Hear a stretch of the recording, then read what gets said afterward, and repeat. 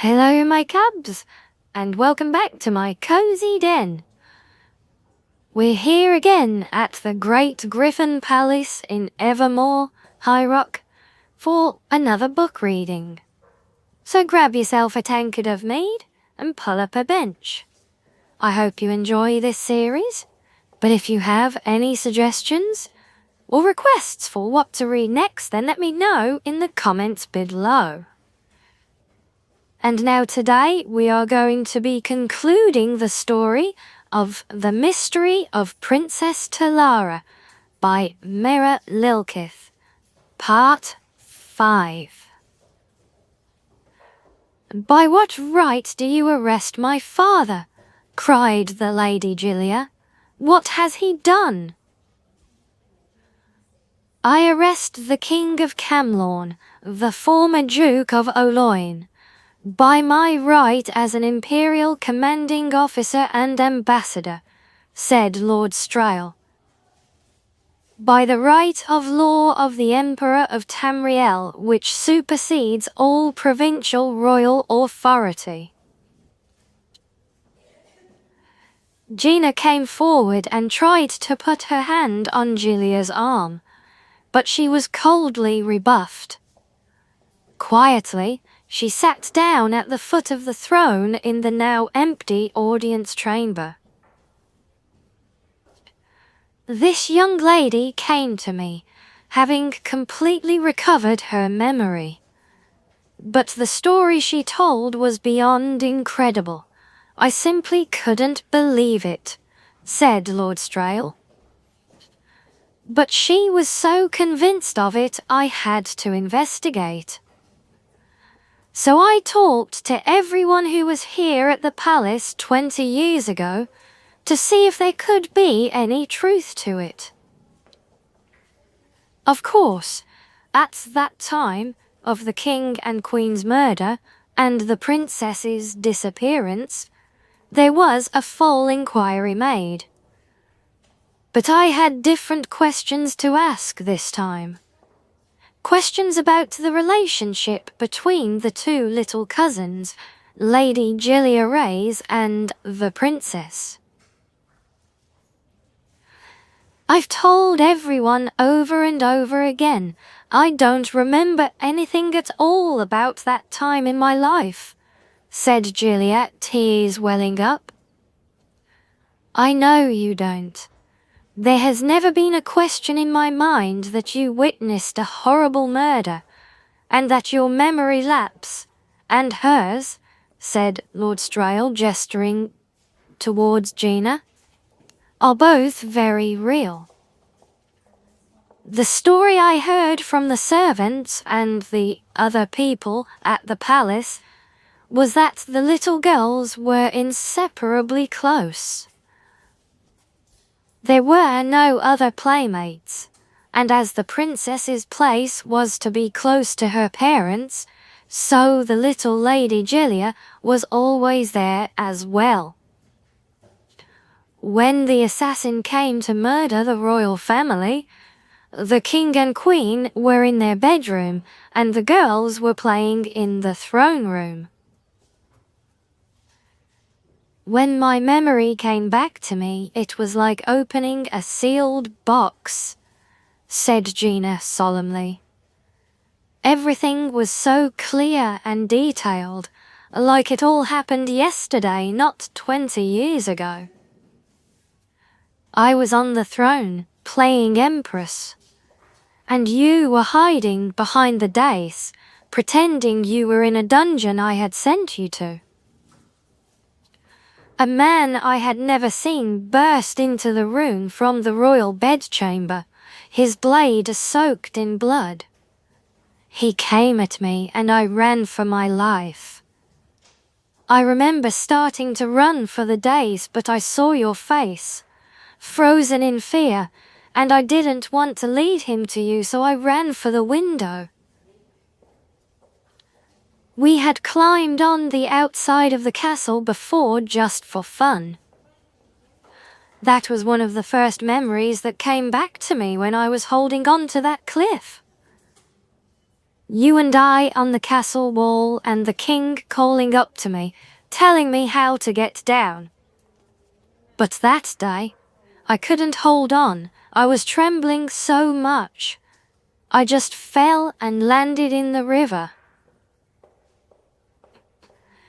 I don't know if it was entirely the horror of what I had seen, or that combined with the impact of the fall and the coldness of the water, but everything just went blank in my mind.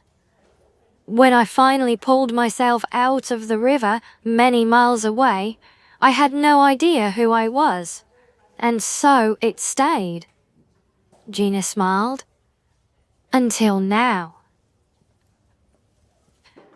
So, you are the Princess Talara?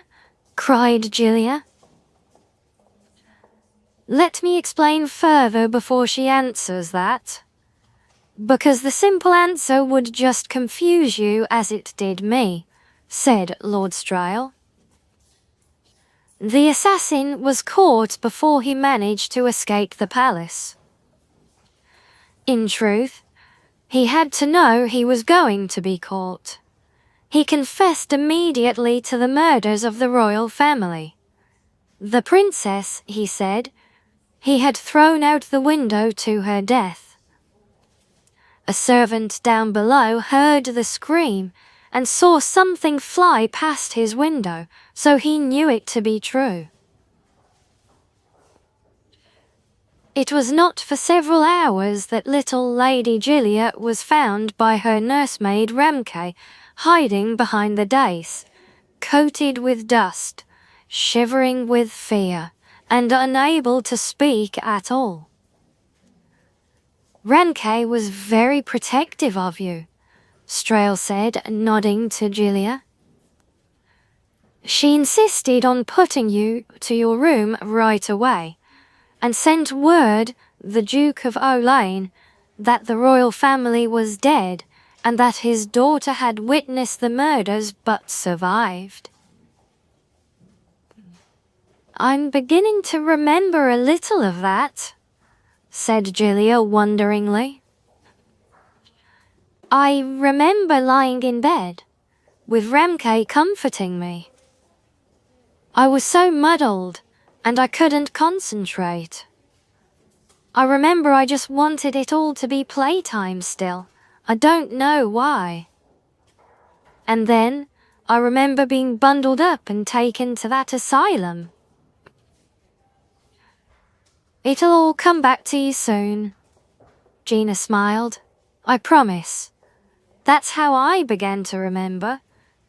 I just caught one detail and the whole flood began. That's it. Gila began to sob in frustration. I don't remember anything else except confusion. No, I also remember Daddy not even looking at me as I was taken away. And I remember not caring about that or anything else. It was a confusing time for all, so particularly so for little girls. Especially little girls who went through what you two did, said Lord Stryle sympathetically. From what I understand, as soon as he received the message from Ramke, the Duke left his palace at Olaine, gave orders for you to be sent to a private sanitarium until you'd recovered from your ordeal, and set to work with his private guard, torturing the assassin for information. When I heard that no one but the Duke and his personal guards saw the assassin after he gave his initial confession, and that no one was present but the Duke and his guards when the assassin was killed trying to escape, I thought that very significant. I spoke with Lord Errol, who I knew was one of those present, and I had to bluff him, pretending I had more evidence than I did. I got the reaction I was hoping for, though it was a dangerous gambit. At last he confessed to what I already knew to be true. The assassin? Lord Strel paused and reluctantly met Julia's eyes. Had been hired by the Duke of Aloyne to kill the royal family, including the princess as heir, so that the crown might be passed to him and his children. Julia stared at Lord Strel aghast. My father? The assassin had been told that once the Duke had him in custody, he would be paid and a prison break would be arranged. The thug picked the wrong time to be greedy and try to get more gold.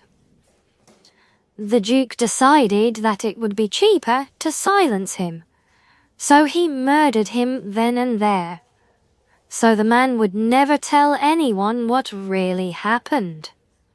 Lord Strel shrugged.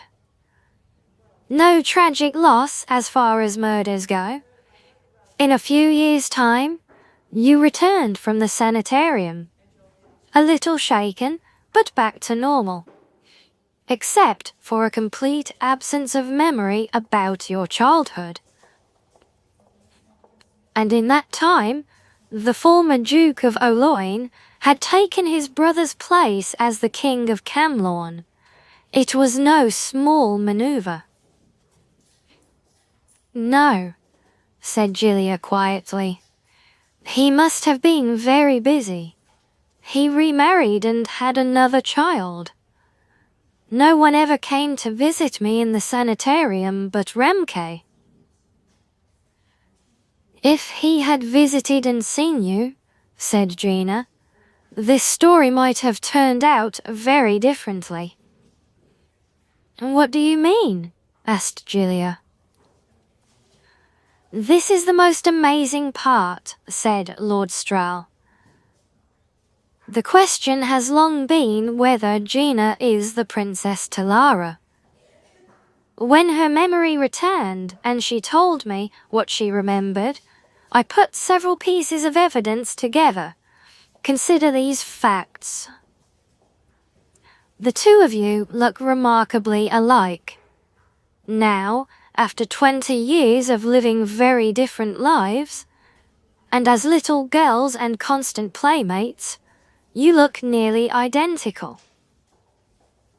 At the time of the assassination, the murderer, who had never been there before, only saw one girl on the throne, who he assumed to be his quarry.